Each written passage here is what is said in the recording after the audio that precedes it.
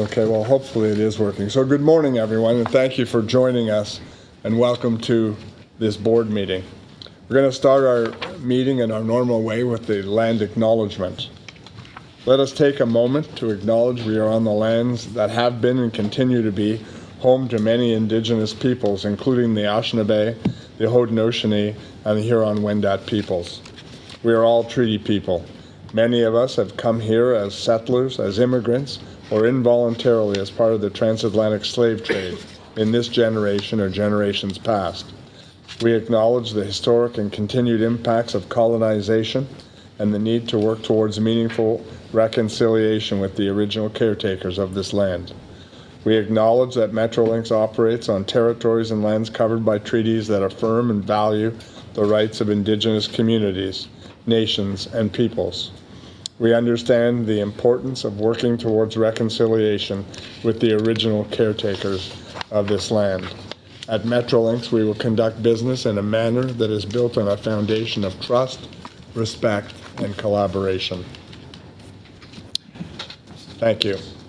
I'll now invite Steve Levine, Chief Operating Officer of Rapid Transit, to share a safety briefing with us. Stephen?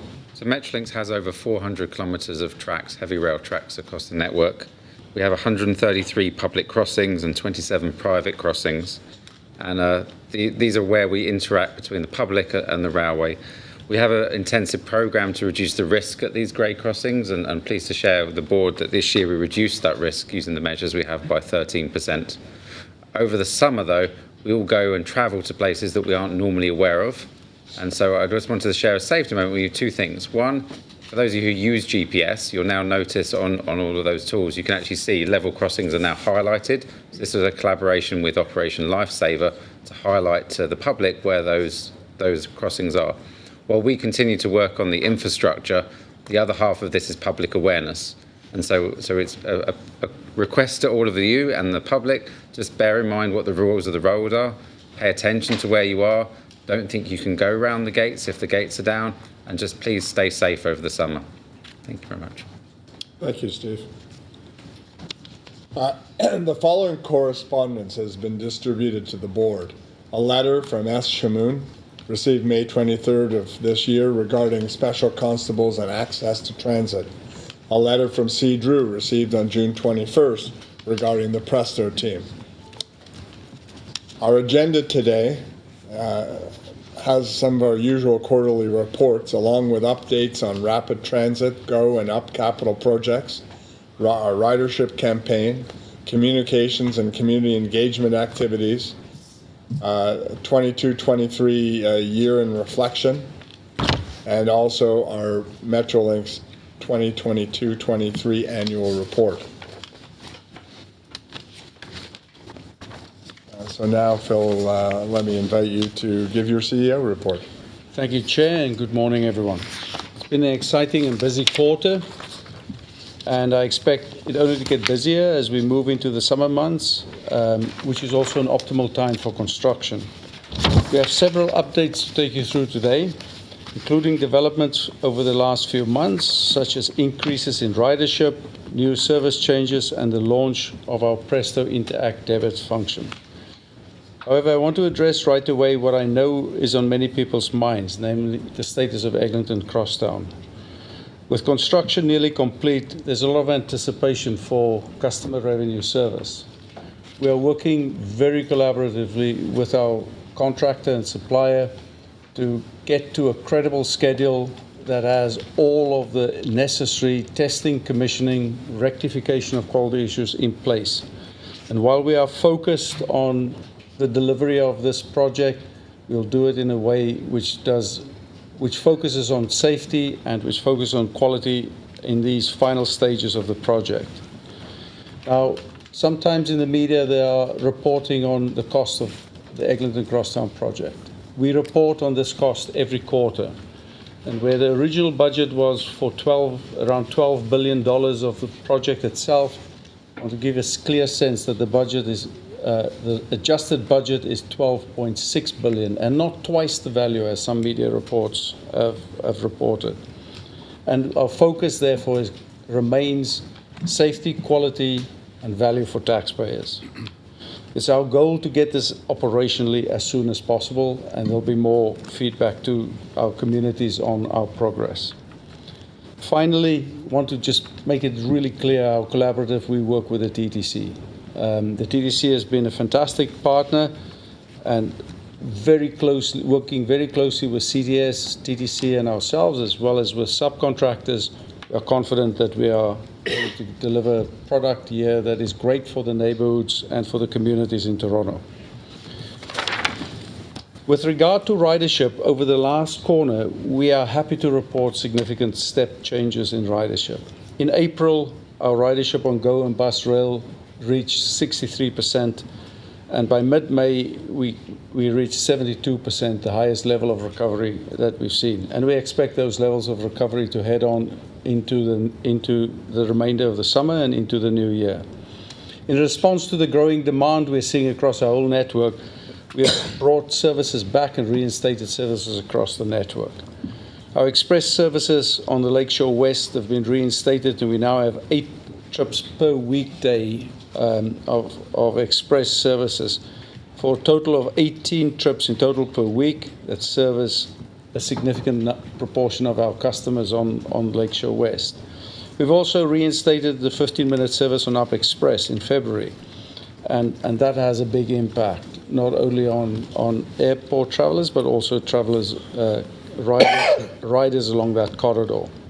Our new bus route 17 offers hourly bus services from Waterloo to Hamilton via Kitchener and connects people to key hubs.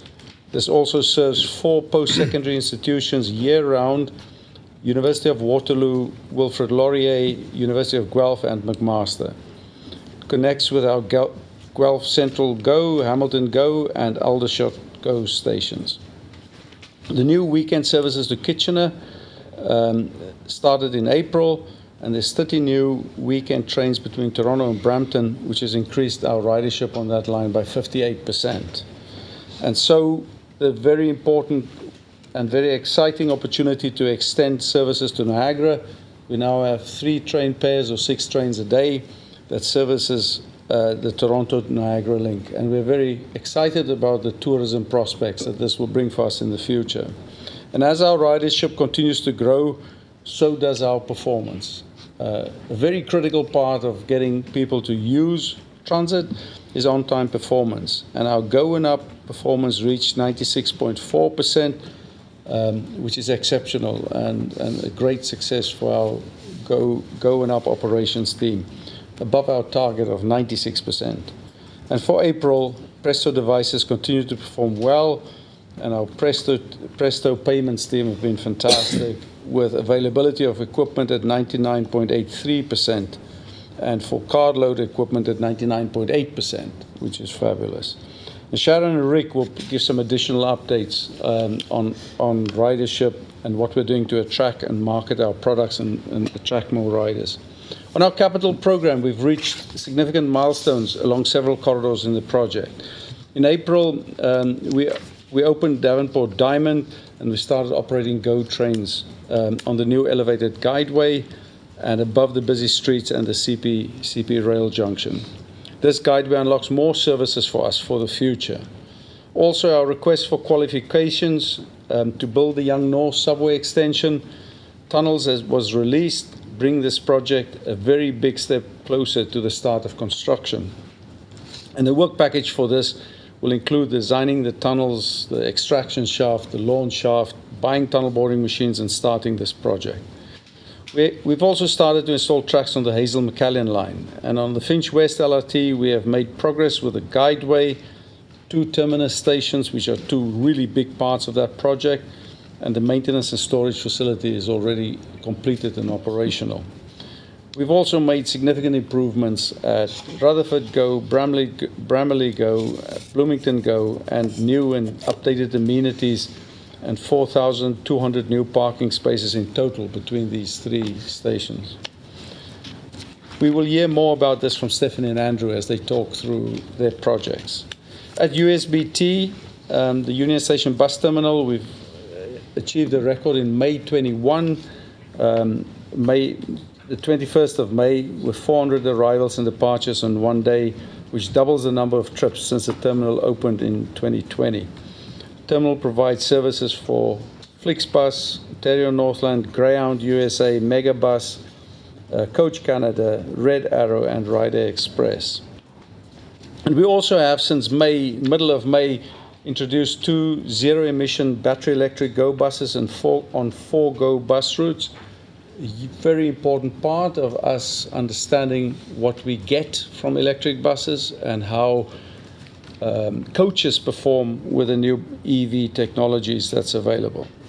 On the Smart Track stations, we've started early works at East Harbour Transit Hub and at Finch Kennedy, and the 5 Smart Track stations will bring new opportunities for citizens in the City of Toronto, and we think 110,000 new daily riders will use these stations by 2031, which is a phenomenal footprint for us in the city itself. As we continue to build for the future and connect communities, we also focus on how we interact with communities and riders. It's exciting to see our riders using the new payment options, such as the contactless credit and debit, of which by May we have seen 1.5 million credit card payments and almost 150,000 debit card payments. And that's exciting. And soon this facility will be available to our TTC customers as well. We're also looking forward to a very exciting change with the Presto card to be available in a mobile wallet with all of the big mobile wallet suppliers. As we are moving transit improvements to communities across the Greater Golden Horseshoe, we recognize that construction is disruptive. Our community engagement teams are on the ground every day to listen to community concerns and to help to navigate the changing construction landscape of our projects.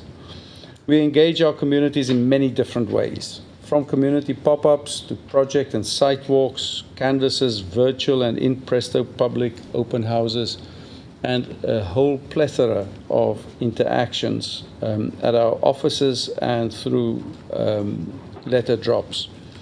In the first half of 2023, we held 489 public and stakeholder meetings and 544 information sessions and pop-ups across our capital program.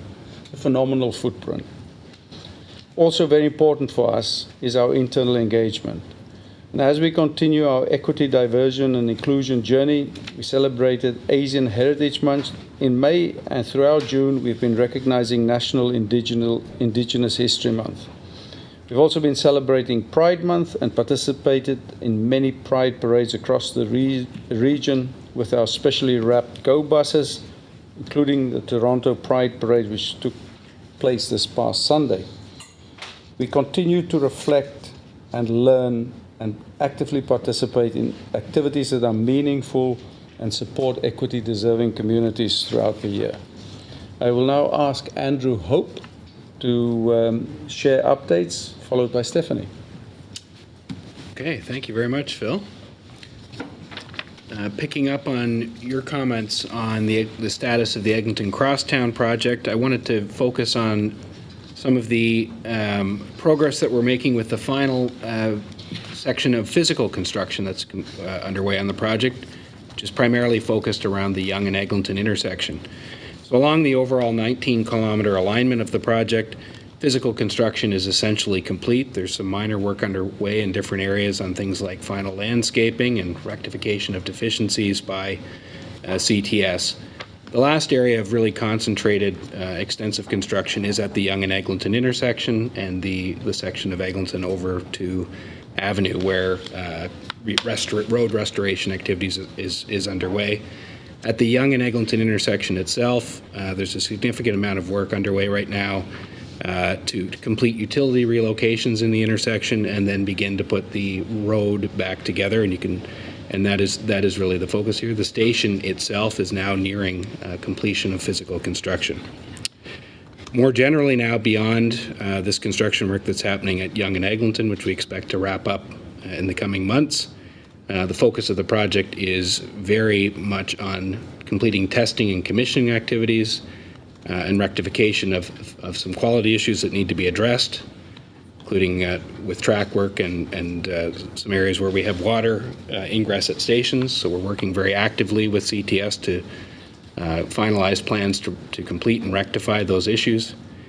And probably one of the biggest things we're working on, as Phil noted, is working productively with CTS to get a credible schedule with realistic durations for the remaining testing and commissioning activities so that we can have some confidence on the timeline to complete the rest of the project. I'm happy to report we're having very constructive dialogue with CTS, and we expect that we'll have more to report in the near future on that. Moving on to Finch West LRT. This is a project that is proceeding quite well and nearing the end of major physical construction by the end of the year. One of the big focuses right now, I'll just turn the slides along here, on Finch is the completion of construction of the guideway and track installation along the 11-kilometer corridor. So by the end of May, about 95% of the track slab, which is the concrete section that underneath the track, had been installed, and 60% of the rail had been installed along the corridor. We're also, Mosaic, our project co on Finch, is also making significant progress with final fit-out of the two terminal stations, Humber College and Finch West Station, where track installation in the station and final fit-out of finishes is proceeding. The maintenance and storage facility, as Phil noted, is now complete and actually being used and in operation, and vehicle testing has commenced on the section of the track between Jane and Finch and Finch West Station. So you'll see that if you're out on the corridor today, vehicles operating and testing. So we're quite excited to see this project come to completion, and physical construction, as we said, we're expecting to be done later this fall. Moving on to Ontario Line, this is rapidly moving from planning to active construction along many sites on the corridor, and one of the areas we wanted to highlight was something that involved a tremendous amount of collaboration between ourselves, our partners at the TTC, and the City of Toronto. And so I want to acknowledge that cooperation and collaboration, and that is the closure of the Queen and Yonge intersection. So obviously we understand this is a significant impact to transit users, pedestrians, and drivers in the city. But what this closure will enable is a much more efficient construction of the future Queen Station on Ontario Line, which will be a major interchange station with TTC Line 1. So as of May 1st, with the section between Victoria and James Street along Queen Street was closed. That's enabling us to do some advanced utility relocations, which will be underway over the summer and into the fall. And then our Project Co, Ontario Transit Group, will commence major excavation activities early in the new year to actually excavate the future Queen Station and construct the station. And it's much more efficient to do with the road closed rather than trying to have to swap traffic from side to side and maintain that connection through here. So we estimate that it'll save about 6 months overall off the construction schedule versus some of the alternatives that we investigated. And we're just very pleased with the level of cooperation and support that we've received in order to implement this solution. Moving on to the Yonge North Subway Extension project. As Phil noted, we did release the request for qualifications back in April for the advanced tunnel contract. So that package includes the construction of 6.3 kilometers of twin-bore tunnels from Finch Station, which is the current northern terminus of Line 1, up into Richmond Hill. Design and construction of the launch and extraction shafts, supplying the supply of the design and supply of the tunnel boring machines and the precast concrete tunnel liners, and all the activities necessary to build the tunnel. So that involves utility relocations, temporary power supply, ventilation, and drainage is all part of that package, which is now in market in the RFQ stage. The procurement model, we use the design, build, finance model, which we've also used on our Eglinton Crosstown West extension tunnels and our Scarborough Subway extension tunnels that are currently under construction. In addition to the tunnel contract, I'd also note that we are we have work underway on the Young North project with some early works that are happening at the Finch Station. That includes installation of traction power infrastructure that'll be required to power the trains on the extension, upgrading equipment and electrical rooms, some modifications to the tail track area beyond the station platforms, and all this is being done in advance so we're ready when the tunneling and the other contracts come in to build the extension. And again, a great piece of collaboration between our team and the TTC to accommodate that work, and we're quite pleased with how that's tracking. Moving on to the next one I had was Hurontario. So in Hurontario, we had a major milestone achieved just last month, which was the second. We talked previously a couple of months ago about a push box that had been installed over a weekend under the QEW, or Queen Elizabeth Way Highway. This is a little bit different. The second push box, this was quite a delicate operation. This was installing it over a period of many, many weeks, very, very slowly with hydraulic jacks, this push box that had been built adjacent to our Lakeshore East corridor at Port Credit, and then very gently and slowly during off hours or white space periods, as we call it, moving it under the rail corridor after some pretty significant preparatory work to enable that push box to happen. That was completed a couple of weeks ago. It's a major milestone on the project.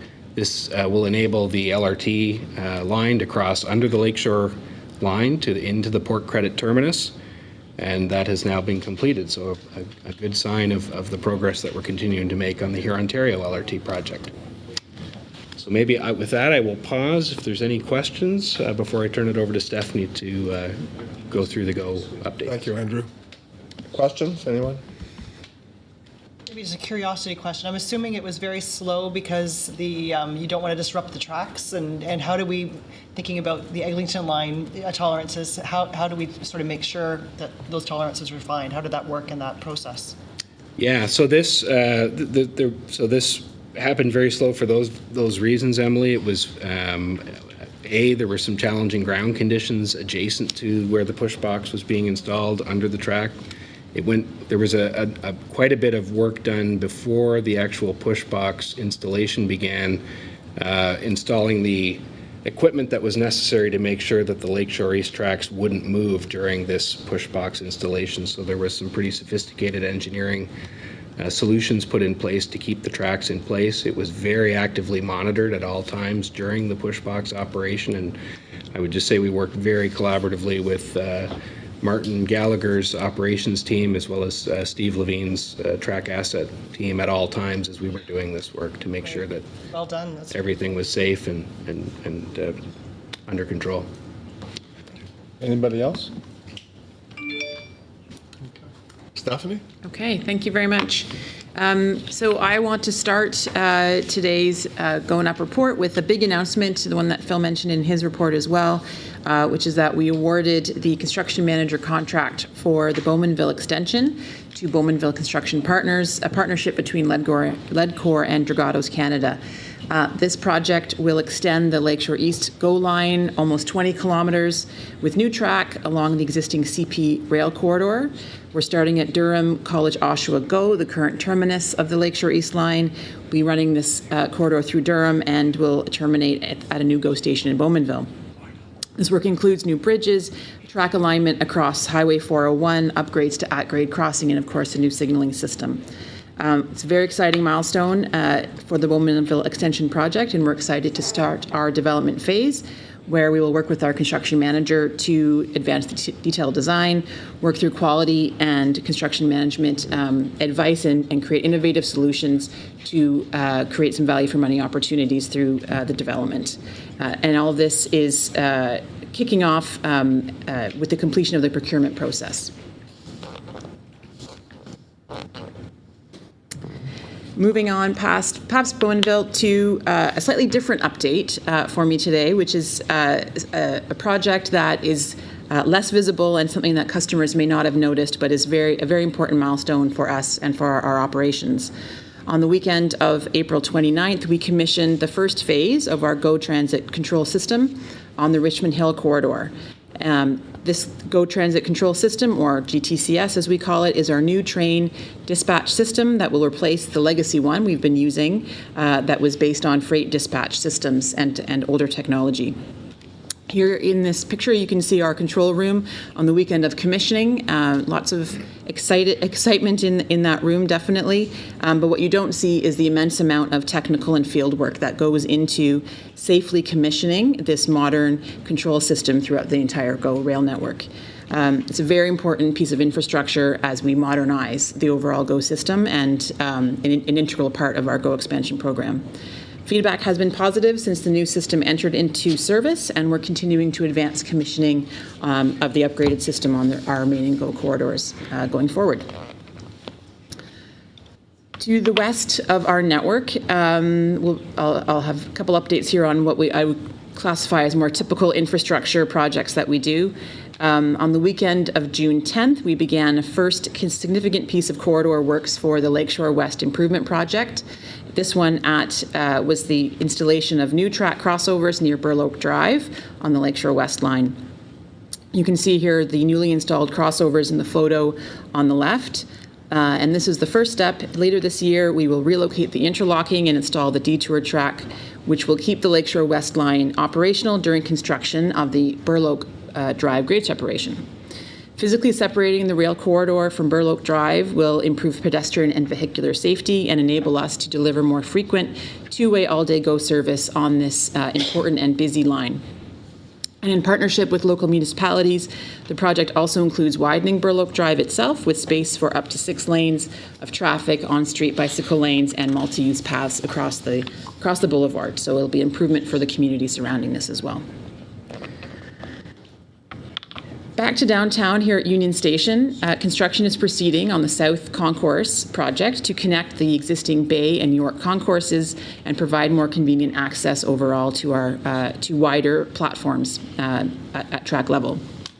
The demolition and excavation work has been going on since last fall and is now wrapping up. And as you can see, it's a relatively small construction area, only 30 meters wide between Bay and York streets. To support construction and transport materials within the small site, 2 large cranes have been erected, the first of which was installed on the west side of the project back in April. And for context, these cranes can reach up to 60 meters, which is the length of 2 basketball courts, and can lift up to 24,000 kilograms. They can also lift from almost a 90-degree angle, but also have swing limiters installed on them so that materials are only lifted within the designated construction zone. So I thought this was a great example to share. This site and these cranes are an example of how we're delivering the GO expansion program next to one of the busiest passenger rail corridors in the country, using more efficient construction methods to minimize impacts and disruption to customers and to keep everyone safe. And lastly, but definitely not... Can I just ask a quick question? Just Sure. Before we move from Union Station, can you just explain what's going to be the outcome of this work? Yeah, so the Union Station, we call it the Union Station Expansion Project, but it's really the South Concourse. So if you're familiar with the station, there's this 30-meter zone right now between the south end of the York Via and GO concourses, between that area and the Air Canada Centre, effectively, that previously was underutilized. So it had stair and pedestrian connections to what we previously called platforms 26, 27, but was not fully excavated and was not really a passenger concourse. So had limited pedestrian access and limited connections from the south side of Union Station and the properties there, Air Canada Centre, I guess Scotiabank Arena I should call it now, and the rest of Union Station. So this will basically open up the entire concourse, providing much better pedestrian flow, and then at track level will provide new and wider platforms and a different track alignment to enable our enhanced and increasing service. And this is the key, because that allows for the first platforms that will be wider and create the right pedestrian flow. If you look at Union Station's layout with a platform either side of a train stop, may get people off the trains quickly. That's an older concept of station design, but it doesn't get people, the platforms will be too narrow for the passenger numbers we have in the future. So the platforms have to be widened to provide people with more time to get to the vertical access. So this project is a really important first step in that because it creates the first broader, wider platforms with that flow, and will then allow us to, over the next 10 or 12 years, systematically work through the rest of the platforms and make them all wider. Great. And from our tour, you spoke, Stephanie, about how we're incorporating legacy Union Station, what I'll call just the beautiful Union Station we have, and keeping some of that, in terms of the windows and so forth. Can you speak? Yeah, there are a lot of heritage elements to Union Station, and so we do everything we can to maintain and incorporate those as we go forward. Absolutely. Thank you.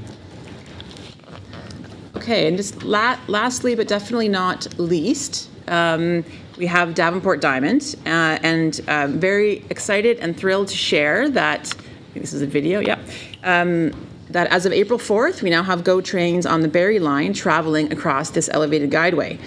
The guideway spans 1.4 kilometers from Bloor Street West down to south of Davenport Road, crossing over busy streets, and of course the CP rail tracks that you see in this photo and in this video.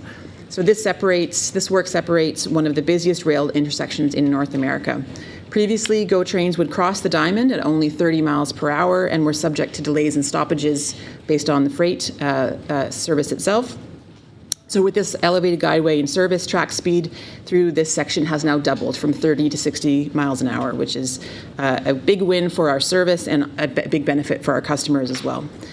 When the project is fully complete, this will also improve safety and enhance pedestrian and cycling connections under the guideway and for the neighborhoods that are adjacent. And we know that GO expansion will keep delivering benefits to people and our customers across the region incrementally, and it's really great to see such a large, tangible piece of rail infrastructure entered into service and helping support our operations and customers. Pause for any other project questions. Anyone have any further questions? Okay, thank you very much. Thank you. Next, we're going to hear from Sharon and Rick on the Let's Get Ready to Ride program.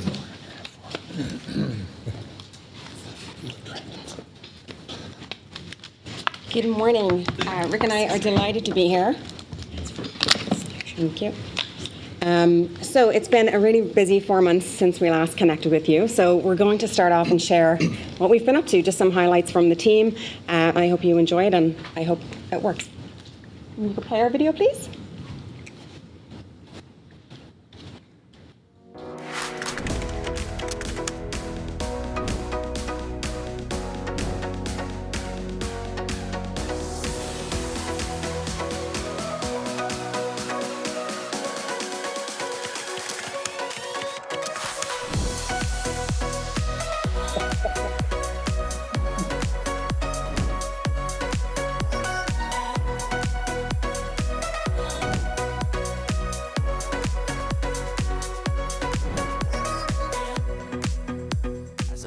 And director, I bring the vibes on set, but that all starts with a clear mind, and that's exactly what the GO train offers me.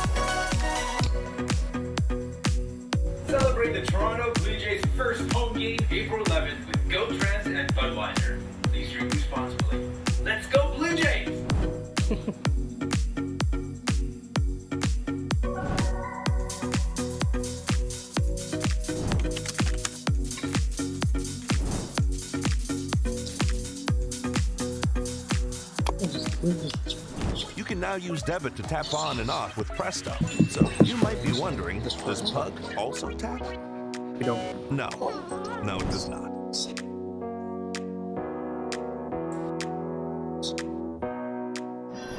Witamy. Bienvenidos a Toronto. Estamos encantados de tenerlos aquí. 歡迎大家好嚟到多倫多。Alaikum, Toronto me kush amadid. Bem-vindos a Toronto. Bienvenidos. Come, I'll show you the city.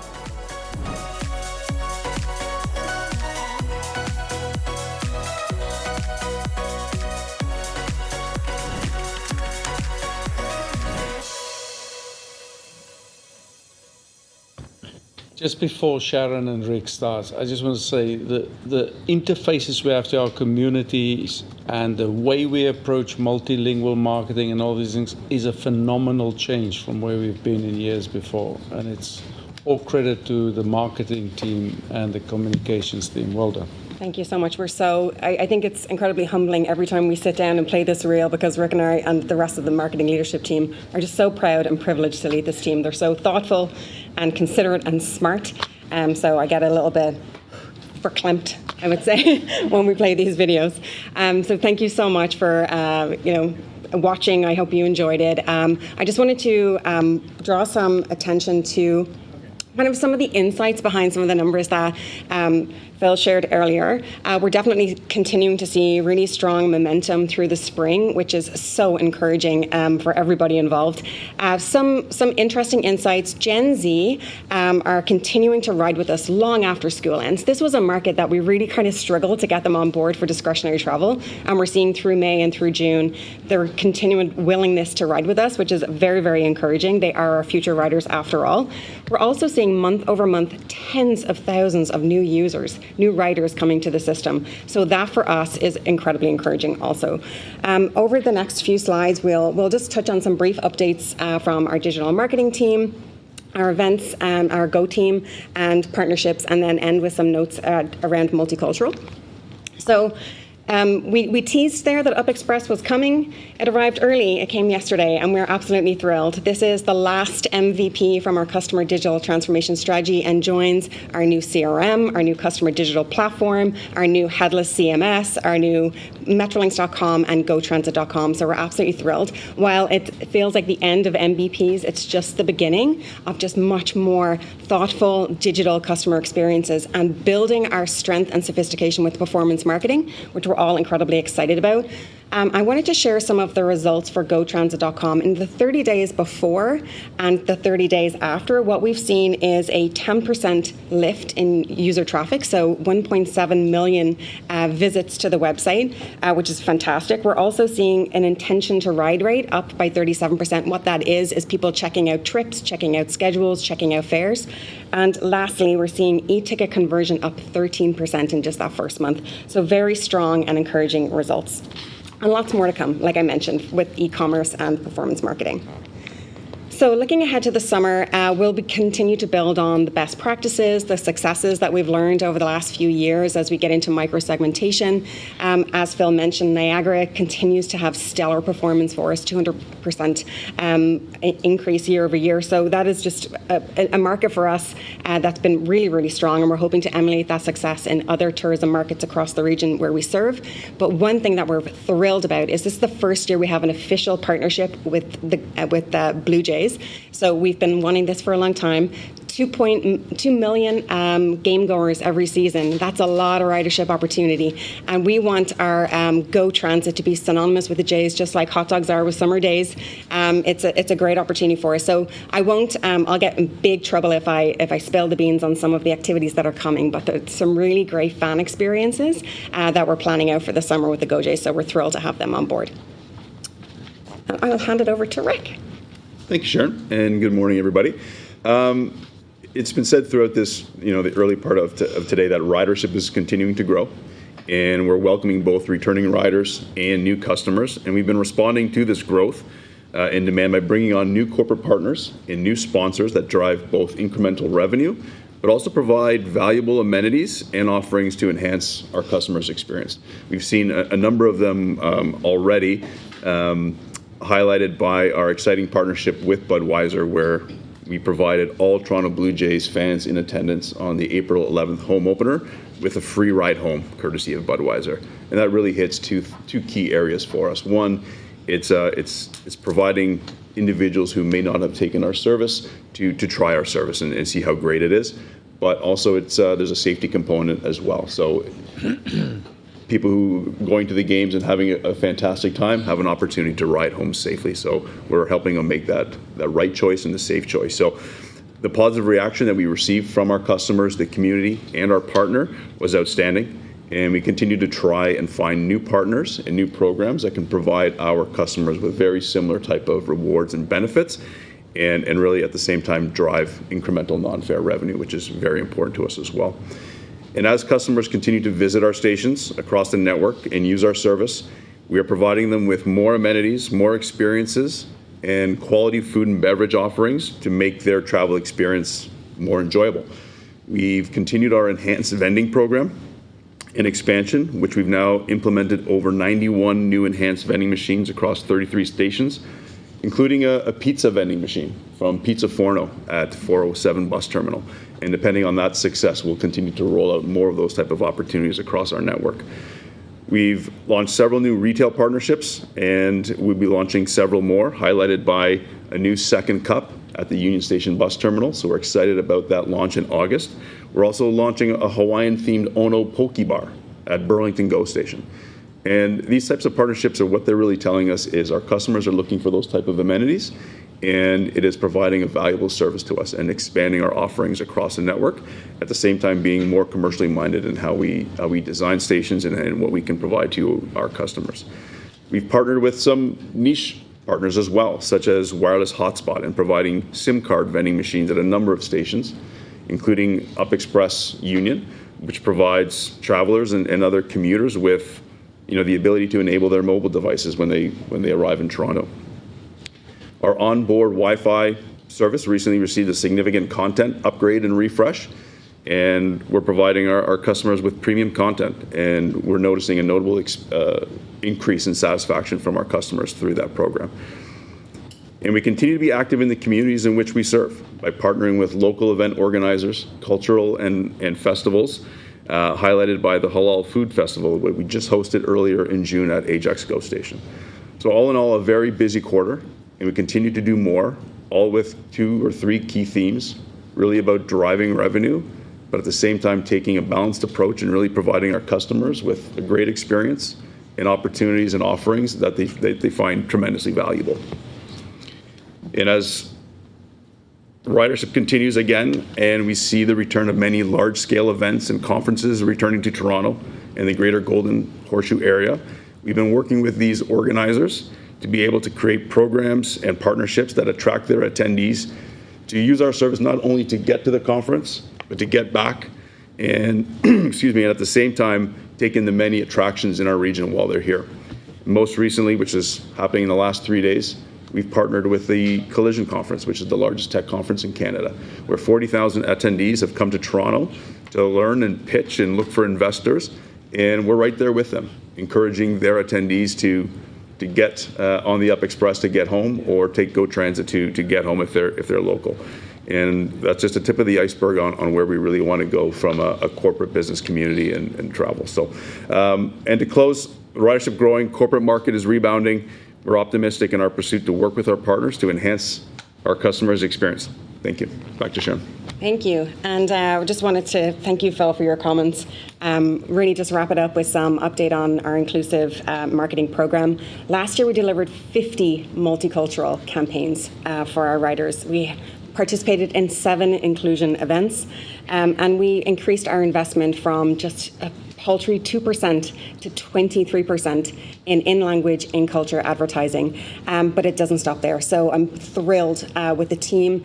Through human-centered design thinking, we have plotted out dozens of actions to deliver, not just to build on what we have built here, but to deliver actual products, services, and experiences that improve, because we believe that welcoming, serving, and representing everyone equitably is core to what we do as a public service. So thrilled to share that update with you. I'm happy to take any questions that you might have. Thank you, Rick. Thank you, Sharon. Anyone have any questions? Want to ask? Brian?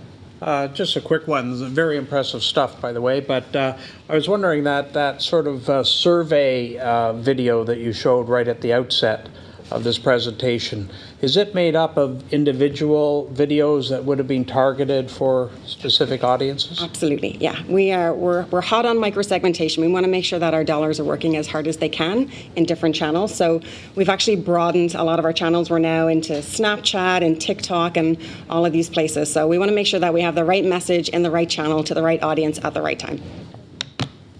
So they did a really good job in creative services of pulling this all together into a really nice a narrative for us, which is awesome. Any other questions?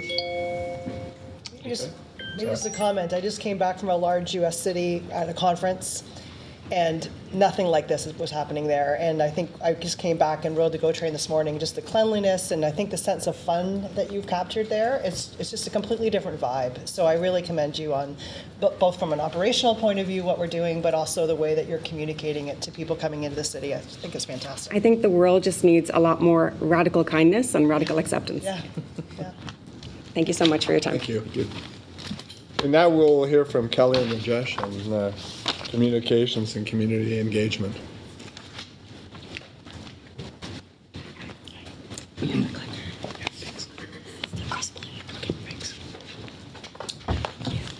Good morning, everybody. Kelly and I are super happy to be back here again to talk to you more about our community engagement communication efforts since we were last here. To echo some of the themes you've already heard this morning, at Metrolinx, we're not just building transit connections, we're building connections with people and communities.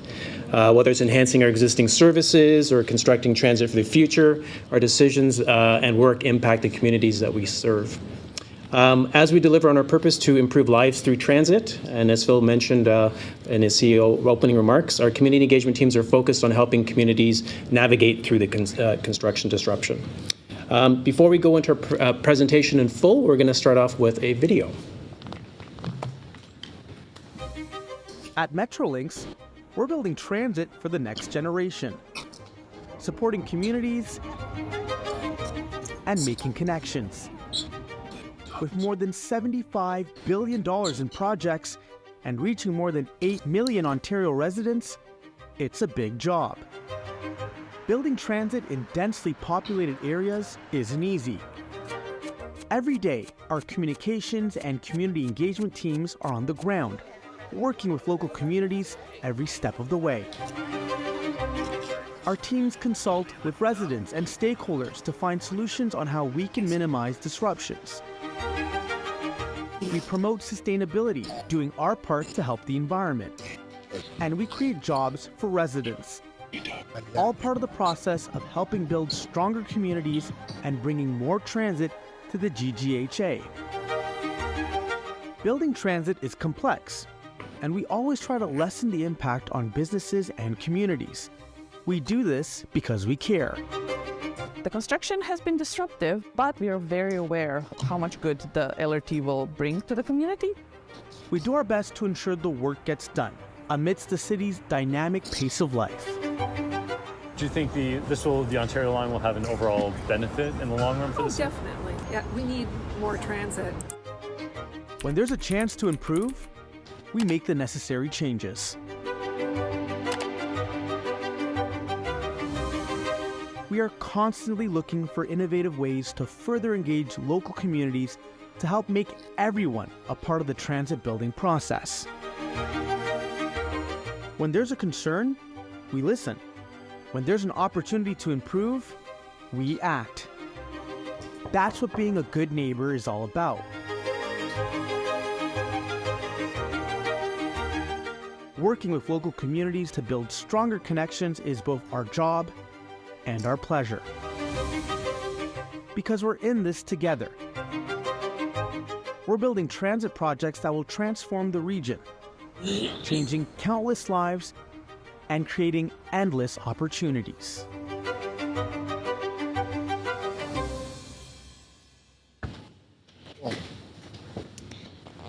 So our next slide here really just demonstrates, by the numbers, the efforts that our team have done. And I'd like to point out that these numbers I'm going to give are represent the last 6 months of effort. So we've held over 554 pop-ups and interacted with more than 24,000 residents. We've conducted 166 canvasses, which means we've knocked on over 40,000 doors. We've facilitated 480 meetings with stakeholders to get advice and input and feedback from them. We've had over 1,800 direct emails and phone calls with residents. We've delivered close to 1.4 million construction notices, and we've reached over 450,000 residents and businesses through community newsletters. We don't only just push out information, and we know that construction isn't easy for our communities, which is why we put so much effort into this space. And we take that information and we work with our partners to make decisions to make it easier for our residents to live and work around our construction sites. So we're going to give you a few examples. In Scarborough, where the subway extension is being built, we installed a temporary noise wall and added sound absorbent padding to equipment, all but eliminating noise complaints from nearby residents. In the busy downtown core, we have kept the Queen and Yonge closure open to pedestrians and cyclists. In the community around Pate Junior School, we brought in traffic control teams and paid duty officers to help manage the flow of traffic. And just this past weekend, we've planted over 590 new trees in Fergie Brown Park. Earlier this year, we announced that we have identified a new location for the Don Valley layover. On Aldergrove Avenue, we made sure that local dog park users were not impacted by putting up no parking signs for our contractors. And when the Jane and Finch community raised construction and traffic concerns at 2 intersections in our work, we met with them on site with our contractors and conducted a walkabout and implemented changes immediately. Thanks, Kelly. Steve Levine mentioned during the safety briefing, public education is critical for our level crossing program. So have some examples there where we've been working with, throughout our region in the City of Toronto with our customer protective service officers, delivering Operation Lifesaver program to hundreds of kids with a focus on schools and areas where we have a high incidence of dangerous trespassing across our tracks. And it's critical that we get in front of them before they're out there, in the summer months, and then they're aware of, the severity of crossing the tracks. And it's a great partnership that we have with our CPS teams. In York Region, we adjusted our scheduled track maintenance work, which was scheduled many months ago, to avoid noise impacts that Newmarket had with their Pride event festivals. And so we shifted the work there to ensure that, we weren't going to be creating any disruptions. To support diverse communities in York Region, we've been translating our YNSE project updates to reach the Korean, Farsi, and Mandarin languages. We heard from the community that that's the type of information and languages that they wanted to hear from us on. And this is all in addition to the 17 languages that our team members already speak. In Peel, we heard from businesses around closure on Top Plight Drive, where they were concerned about impacts to the entrances to their businesses. We made changes to ensure that we allowed egress flow without disruption.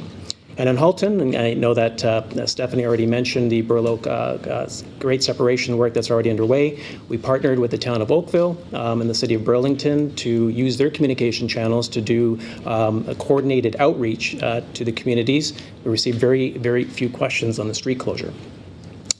We're here for our communities every step of the way, and that won't stop, and we're going to continue to do more and to support them through the work that we do. And our focus for the rest of the year will be to continue preparing communities and businesses for construction, starting up and continuing on with our construction liaison committees, putting up more signage and hoarding throughout our construction sites as we begin more demolitions and utility relocation works. And we know disruption caused by construction isn't easy on communities. We will continue to listen and look for more opportunities to improve and act and make it better and easier on them. With that, Mr. Chair, I'm happy to pass it back to you. Thank you, Rajesh. Questions anyone has that they haven't already posed? Okay. Well, thank you very much, and keep up the good work. Thank you. Good. Okay, our next presentation is from Barclay and Steve on the year in review.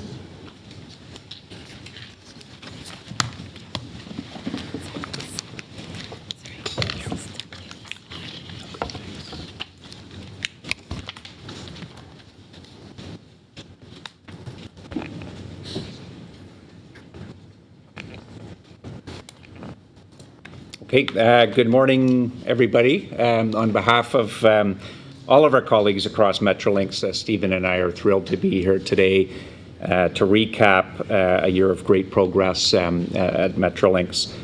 With the first year of our 3-year transformation plan under our belt, we ended the year very positively across our core strategy and objectives. And this really gave us a solid foundation as we moved into this current fiscal year. It's no easy feat to capture all of the achievements in a year, but we're going to do our best in a brief period. And I'll start by sharing how we strengthen customer satisfaction and safety throughout Metrolinx. We entered last year with a very deep focus on lifting the bar across the customer experience. And pleased to say we achieved our ambitious overall customer satisfaction score of 85%. We did this by gaining deeper insight into the customer experience by really looking through the entire customer journey from beginning to end and identifying all of those opportunities where we could take specific actions. We improved our performance by making changes to various areas, including better customer communications, rail and bus on-time performance, and Presto innovation. Across operations, ridership levels increased to 60% by the end of the fiscal year of pre-pandemic levels as customers returned to work and school. We reached 41.1 million customers, which surpassed our target for last year. Impressively, 2023, the calendar year kicked off with New Year's Eve being the busiest day across the GO network since the Raptors championship parade some years ago. We also met the demand for more services by reintroducing express service on a number of GO lines, grew bus ridership, and met on-time targets by introducing new initiatives like closing train doors 1 minute prior to departure. We stayed connected to customers and communities on current and future projects at Metrolinx through almost 900 pop-ups within the communities and almost 39,000 interactions. And our various stakeholders were kept informed through a big ramp-up in communication, including newsletters, emails, and social media. And we achieved 4.2 million impressions on social media alone. On the Presto front, we continue to be relentless about providing the best customer experience and continue to exceed targets on system performance. Last year was a big year for us as we rolled out Presto contactless credit across GO Transit and all of the 905 transit agencies. We also completed the TTC device refresh with 6,300 new payment devices installed across buses and streetcars, which will enable the launch of new payment methods this year with the TTC. Moving into our mission-critical objectives around safety. Of course, the safety of employees and customers is really our number one priority at Metrolinx, deeply rooted in the culture of our organization. Several programs have been were introduced last year to enhance the safety for customers. One that you might have heard about from riding the train or seeing the marketing through Union Station is the Text for Help service. Customers who feel unsafe can simply text for assistance and have customer protective services dispatch officers in real time. We've had a great response to the program with 8,000 texts and know that this is very much appreciated, this anonymous way to ask for help. Another change. Martha, can you, I've heard some of my colleagues talking about it, and it struck me as well. 8,000 seems like a huge number. Yeah. Of people asking for help. Is this help with, are they using this line to ask for information about the next train, or? Martin and his team have done fantastic work on this, and so can you, it's phone a friend for Barclay, I think. Thanks, Martin. It's a great question, Chair. Customers use the service for reporting safety incidents, things they're unsure about, as Barclay said. We've had examples where passengers and customers have been surprised how quickly assistance arrives. But they also use the service for other things as well, and queries about services or directions or requesting information. So we've seen lots of different types of usage for the service. Of course, it's about a safety support service, but we see it used for other information purposes as well. Yeah, I was hoping it wasn't 8,000 for assault. You know? Definitely not. We still, fortunately, even though ridership is growing, we still see very low levels of injuries, assaults, and threats to our staff and our customers. That's great. Okay. Robert. Thank you, Chair. Just a supplemental, now that you're at the table, Martin. There was a correspondence from Susie Shamoon, and she made, I think, a very persuasive case for police special constables auxiliaries, volunteers. You know, we see them at events, you know, with, side by side by police officers. So is this something that we can investigate? It's something we're actively investigating. Yes, we've talked about this and this idea, and we've got 2 or 3 different work streams that we're progressing at the moment to explore some of those suggestions and other things that we've thought about ourselves as well. We've seen it work really well in other areas, and why wouldn't we try and replicate that? Great, and we typically respond to to those that correspond with us, so we'll be keeping in touch with her. We always respond. Exactly. And as you're aware, we've got 80 of our own officers that Martin and the team have redeployed in a new fashion so that they're actively out there, and we spend up to 20 hours per person out in active, visible patrolling on the network and on trains. So that whole shift has given us about a 57% decrease in number of assaults, violent assaults on our network. So it's very, very positive. With better coverage. With better coverage, with the same number of people. Excellent, thank you. Just more visibility. Good. Okay, thank you. Keep going, Barclay. Thanks, Phil. And further to your point, really this is the new model with our customer protective officers assigned to specific corridors and geographic areas, which really allows them to become highly familiar and knowledgeable with that particular area. And all of these components have led to an improvement in customer satisfaction with safety across GO Transit, which averaged 86% for the year and on up at 91%. Well, thank you, and over to Steve.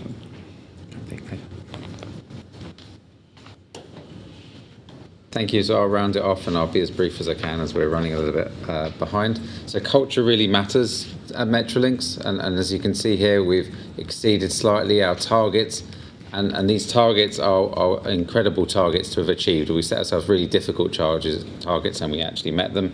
And that has been recognised by employees in these independent scoring, but also externally, where we actually were 2023 Canada's most admired culture, and we're actually in the Hall of Fame for doing that 3 years in a row. So it's really impressive to be able to achieve these things. And we also met our gender target of 38%, which is really changing the landscape of the people who work here, which brings all the diversity to how we work and what we do through those actions. As a trusted business partner, we've got some metrics up here, but I just wanted to touch on, we really do work on our community benefits and supports. We're using a 4-pillar approach, which is about employment opportunities, training apprenticeships, journeyman people, local business supports, working with them, and we touch on that on the communication plans, really public realm improvements, working with the community, how we can work with them, and also community involvement, just really canvassing and going out. We really take this seriously, and it's seen by many people across the community, and as Emily touched, it is a very different approach to many communities, and it really makes a difference. Andrew and Stephanie always do a good job of talking about our capital programs. I'm not going to dwell too much on these, but I just wanted to highlight that in 2022 and every year, we're really changing the landscape of the communities and bringing transit closer to people, improving journey times and accessibility across the way. We talked about Davenport Diamond. It goes through the community, but it really helps with journey times and allows people to guarantee they're going to get home on time without the delays that can be incurred by other incidents. We had accessibility upgrades at 28 stations. It's really making a difference to people and allowing them to use transit. Close to my world, in rapid transit, Andrew talked about the upgrades happening there. And actually in the communications, I just want to highlight one item. At Hamilton, we do take our duties seriously. So we had to delay some work to protect the nesting space of the threatened chimney swift, which was actually in a building there. So we have to take account of endangered species, and we do that really seriously. And in this case, we had to protect the chimney swift from that. And lastly, as you can see, we continue working towards operating service on the Eglinton line, and you can see the Presto gates there already and installed for customer service when we get that far. Thank you very much. Questions? I do, Don. Please. So in terms of the overall business plan and ridership and return to ridership questions, I think there's some exciting developments that are happening around fare integration. And I'm wondering if perhaps someone could speak to the value of this to our customers and people that go between zones and what this actually means practically at a customer level. And it's my understanding that this is actually all potentially made possible with the Presto service. And if we didn't have the Presto service, we wouldn't actually been able to enable this. So can someone speak to this? I think it seems like an exciting development. Absolutely. A common payments platform across the region can enable policies such as greater fare and service integration. So very excited. Of course, we did launch expansion with GO and the 905 agencies, and certainly look forward to more to come. But that's been a great enabler of a greater integration, for sure. And Paul, for my areas, which are with the LRTs, these really do transform the ability to people to move.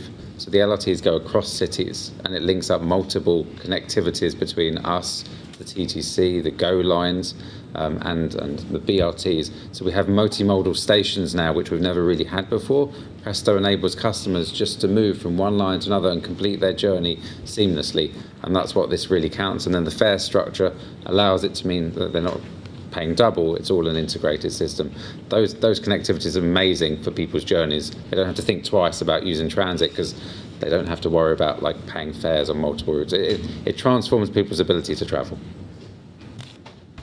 Great, thank you. I think we talked about this a little earlier. It saves our customers we're budgeting about $90 million a year. Yeah. So it's a very good deal. And encourages more travel, not less, because actually not paying twice means you're going to use it more. And so I guess there's a true benefit to our customers, not only in their pocketbooks, it sounds like, if they're traveling between GO and our transit agency partners. So there's a real benefit to their pocketbooks as this goes. And hopefully there's a huge economic and environmental benefits if people use transit more than perhaps their cars. Absolutely. Great. Thank you. There's no more questions. Thanks, Steve. Thanks, Barclay. Okay, the next item on the agenda is our annual report.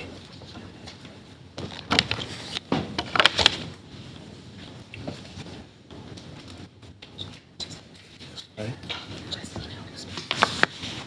Justina, you're going to speak to this, right? Yes. David? And David? I get a name tag. I don't. Everybody knows Justina. Exactly. Good morning. We're here to talk about the annual report. Very pleased to be able to present the 2022-23 overview of the organization and our performance this past year. The report obviously highlights operational and financial performance and just shows what an exciting and really productive year the team here at Metrolinx had over the past 12 months. A lot of my thunder was stolen by Stephen and Barclay, so I won't reiterate all of that they spoke to. I'll just simply say that, they hit on some of the incredibly positive highlights: ridership return, CSAT scores, on-time performance, our safety initiatives. So much of work in the community, our diverse marketing efforts. All of these things are really outlined in a more extensive way in the annual report. And of course, the entire organization remains very, very focused on maintaining a real focus on our customer and our community, while also keeping a very close eye and a really strong focus on safety. The report also provides an overview of how Metrolinx continues to support key government priorities, including the organization's work to expand and enhance our services. So a lot more detail in the report, obviously, and the entire leadership team is here to answer any questions that you might have. But with that, I'll hand it over to my colleague, Justina, to talk more about financial performance. Thank you, David. So perhaps just to add a few things, Metrolinx is actually required to prepare annual report in keeping with the requirement of Metrolinx Act and Agencies and Appointments Directive. The report must be submitted for Minister's approval within 120 days of the agency's fiscal cycle. The annual report, as David mentioned, really highlights how Metrolinx performed operationally and financially, and how we compare against the approved budget that was set out in 22-23 business plan and 22-23 mandate later. The audited financial statements are also presented here. I'm actually very happy to report that we also have received a clean opinion from the auditors. To top-line Metrolinx financial operating performance, we have missed our operating subsidy by 205 million. The original budget was set up before the onset of Omicron, so our ridership and fair revenue expectations were still very optimistic at the time. Omicron caused slower return of workers to downtown offices. In the original budget, we had hoped achieving 74% of the ridership recovery compared to 51% of actually achieved. On the expense side, Metrolinx had great successes in finding efficiencies, savings across all business units as part of our business improvement plans. For 22-23, business units implemented over 70 business improvements plans with total savings of 73 million and combined revenue and proceeds opportunities of 47 million. On the capital side, Metrolinx capital spend was 5.3 billion. This reflects 1.4 billion underspent compared to the approved budget. The reasons for this underspend predominantly related to greater than expected required time to ramp up some of the projects, delays in property acquisitions, and contractor underperformance. In terms of the highest spend, subways lead the way with 2.4 billion spent, with 1.5 million spent on Ontario Line alone. That concludes our presentation. Thank you. Questions, anyone? Okay, we have a resolution on this one, and it's to approve the annual report, to approve the audited financial statements for the year ended March 31st. And then the CEO is going to submit the annual report to the Minister of Transportation. CEO is going to submit the annual report to the Minister of Transportation. And so could I have a motion? Sure. Thank you, Robert. All in favor? Anyone opposed? Okay, that is passed. Thank you very much. Thank you, Justina. Thanks, David. And so the last item on the agenda this afternoon is for information, and it's the quarterly reports from the different units. Does anyone have any questions they'd like to ask on these items? Okay, seeing none, we will terminate the meeting. Thank you, everyone, and we look forward to seeing all of you again in September.